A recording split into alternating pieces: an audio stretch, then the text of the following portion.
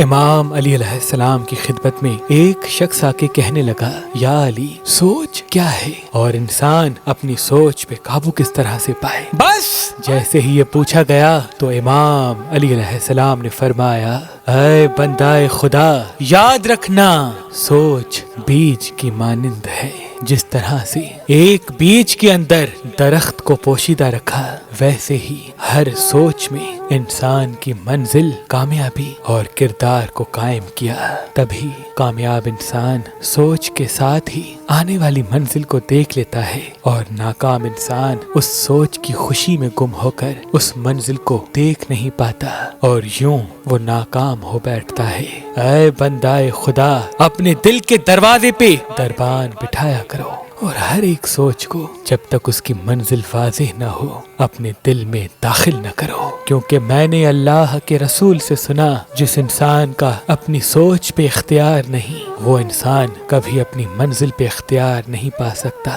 تو وہ کہنے لگا، یا علی، میرا اپنی سوچ پہ اختیار نہیں رہتا اور یوں میں اپنے کام و منزل سے بھٹک جاتا ہوں۔ بات جب یہاں تک پہنچی تو امام علی علیہ السلام نے فرمایا، اے بندہ خدا، اگر تم اپنی سوچ پہ اختیار حاصل کرنا چاہتے ہو تو رات کو سونے سے پہلے سورہ فاتحہ کو 9 مرتبہ پڑھا کرو، اور پھر اللہ سے دعا مانگا کرو کہ اے اللہ، جس سوچ کے پیچھے جو منزل چھپی ہے مجھے وہ پہلے سے دکھا دے، اور صبح اٹھنے کے بعد بھی 9 مرتبہ سورہ فاتحہ پڑھ کر دن کا آغاز کیا کرو، لوگوں کے عیب کو درگزر کیا کرو، اپنی خامیوں پہ غور و فکر کیا کرو، اور یوں تمہاری آنکھیں دنیا سے ہٹ کر خود کی طرف کھلنے لگیں گی، اور تب تم اپنی سوچ پہ اختیار پا کر اپنی منزل کو حاصل